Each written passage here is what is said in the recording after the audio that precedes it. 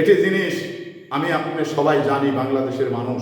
তো এই বাংলাদেশ, ছোট্ট একটি বাংলাদেশ, এই বাংলাদেশের অনেক সমস্যাগুলো এই মানুষই কিন্তু তৈরি করছেন, অন্য কেউ তৈরি করছেন না। আমরা রোজার সময় যদি ধরি, রমজান শুরু হলে কারা এই সংকটগুলো তৈরি করছেন? আমাদের মতো মুসলমান যারা দোকানদার রয়েছে তারাই কিন্তু এই সংকটটি তৈরি করছেন।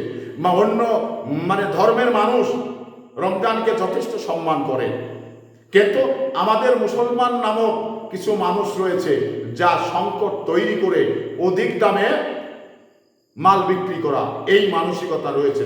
আর একটা জিনিস ধরুন, যে এই যে মধ্যপ্রাচ্যে যে যুদ্ধ, এই যুদ্ধে কিন্তু আমাদের জনজীবন একেবারে স্থবির হয়ে যাচ্ছে, শুধু এই বাংলাদেশের নয়, সারা বিশ্বের।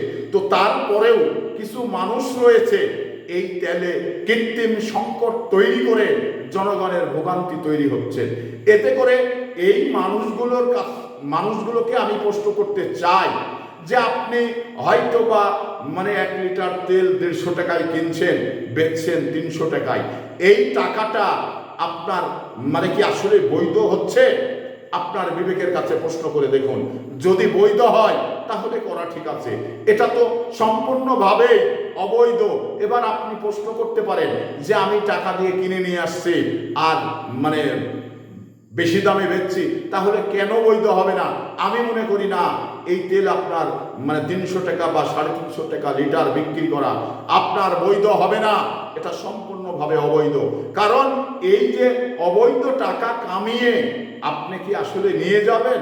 নিয়ে যেতে পারবেন না, আপনার পরের প্রজন্মের কাছে রেখে যেতে হবে। কিন্তু আমি আপনার যদি মানসিকতা ভালো না করি, আমরা এই দুনিয়ার জিন্দগিতে অধিক লোভ যদি আমরা ত্যাগ না করি, তাহলে গন্তব্যস্থানে পৌঁছার জন্যে আমাদের যথেষ্ট পৌঁছতে পারবো না।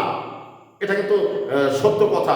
তো সে জায়গা থেকে আমরা দেখুন, এই যুদ্ধে বেশি প্রভাব পড়েছে এই যানবাহনের দিকে, কারণ যানবাহনগুলো একেবারে তেল ছাড়া বসে গেছে, কারণ তারা গাড়ি চালাতে পারছে না। যেমন ইজি বাইকগুলো, আমরা প্রত্যেকটি মানুষের কিন্তু শখের ইজি বাইক, সেটাও কিন্তু চালাতে পারছি না, কারণ তেল ছাড়া এগুলো কিন্তু চলে না। তো তাহলে এই তেলের সংকট করছে কারা? আমাদের আপনাদের মতোই মানুষ।